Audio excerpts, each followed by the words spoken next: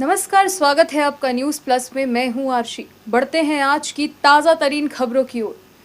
देश के युवा खेल मंत्री अनुराग ठाकुर ने अंतर्राष्ट्रीय युवा दिवस पर 22 युवाओं को राष्ट्रीय युवा पुरस्कार से सम्मानित किया।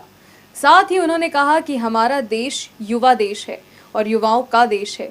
हमारी तरक्की आप युवाओं के ही हाथ में है।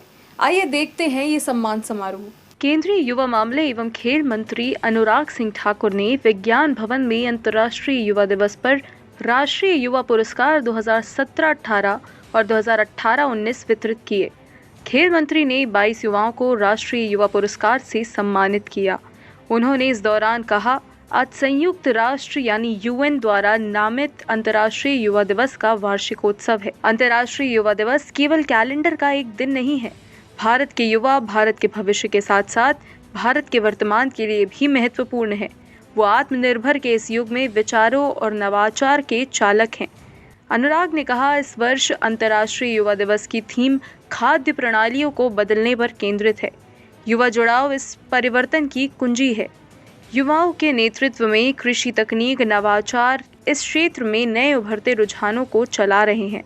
इस तरह के वैश्विक प्रयासों की सफलता युवा लोगों की सार्थक भागीदारी के बिना हल नहीं की जा सकती। दुनिया के किसी देश में शायद हुआ हो, भारत में 4 दिनों के अंदर 6 यूनिकॉर्न्स बनी है। ये भी भारत के युवाओं की ताकत को दिखाता है। ये छोटी बात नहीं है।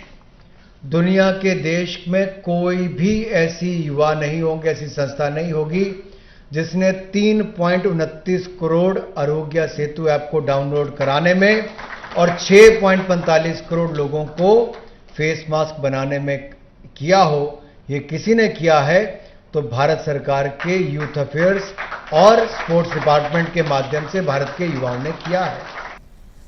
और टीम बनाने के लिए, जैसा मैंने पहले कहा, नेटवर्क बनाना होता है, वही आपकी नेटवर्थ होगी।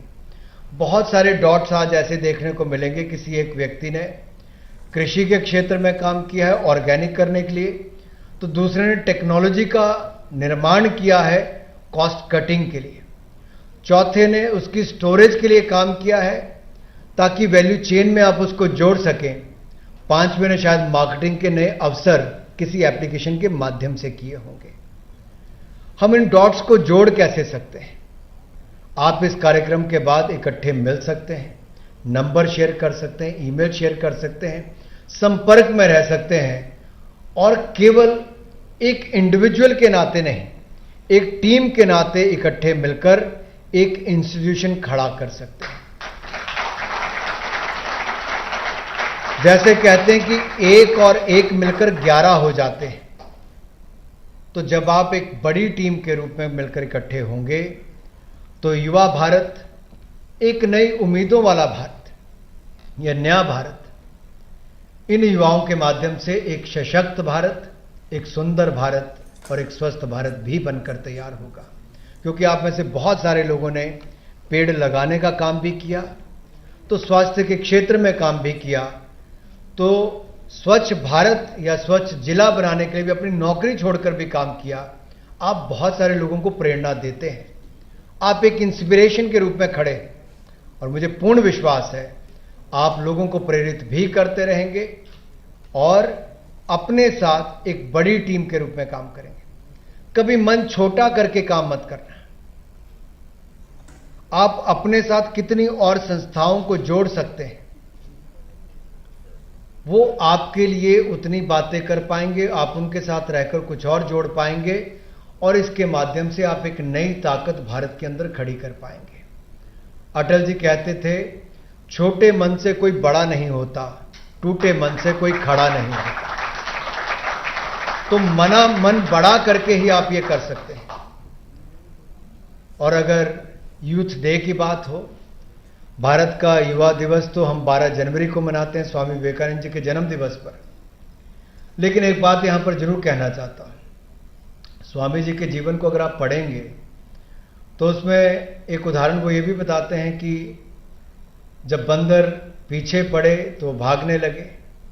आगे एक साधु ने बैठकर कहा कि क्यों भागते हो, ये तुम्हारा डर है जो तुम्हें भगाता है, वापस घूमो और उसी दिशा में भागो।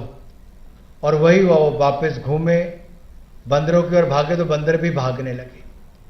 आपको डर कर भागना नहीं है, आपको उसको फेस करना है। जितनी चुनौतियां जीवन में आए सबको सीधा फेस करिए, चुनौतियां दूर भाग जाएंगी और सफलता आपके कदम चूमना शुरू कर देगी। तो अंत में 2 शब्द कहकर अपनी वाणी को विराम दूंगा। उठो, जागो, रुको मत जब तक मंजिल प्राप्त ना हो जाए। जब तक मंजिल प्राप्त ना हो जाए। आप सबको बहुत बहुत बधाई, बहुत शुभकामनाएं। जय भारत, जय हिंद, बोले भारत माता की।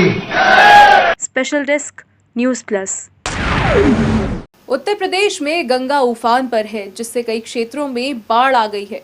उत्तर प्रदेश के मुख्यमंत्री योगी आदित्यनाथ ने बाढ़ से पीड़ित इलाकों का खुद जायजा लिया और राहत कार्य सुनिश्चित कर राहत शिविर में रह रहे लोगों को हर संभव मदद देने का आश्वासन भी दिया। सीएम ने कहा कि सरकार जनता के साथ है।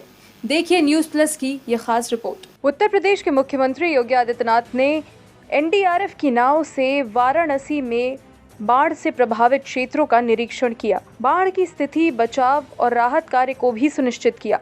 सरैया के आलिया गार्डन और जेपी मेहता इंटर कॉलेज में बाढ़ राहत शिविर में रहने वाले लोगों के साथ बातचीत करते हुए सीएम ने उनके स्वास्थ्य की स्थिति और स्थानीय प्रशासन द्वारा की गई व्यवस्थाओं के बारे में भी पूछा। सीएम ने उन्हें चिंतित न होने के लिए कहा, क्योंकि सरकार हर संभव मदद सुनिश्चित करने के लिए उनके साथ खड़ी है।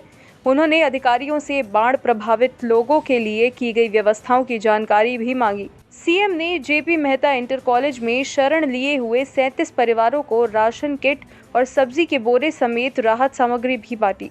Special desk news plus. अभी के लिए बस इतना ही, पर लगातार बने रहिए न्यूज प्लस के साथ और सब्सक्राइब करिए न्यूज प्लस 24/7। नमस्कार। ताजा तरीन खबरों को जानने के लिए देखते रहिए न्यूज प्लस 24/7 चैनल को सब्सक्राइब करें। अपडेट के लिए बेल आइकन को दबाएं।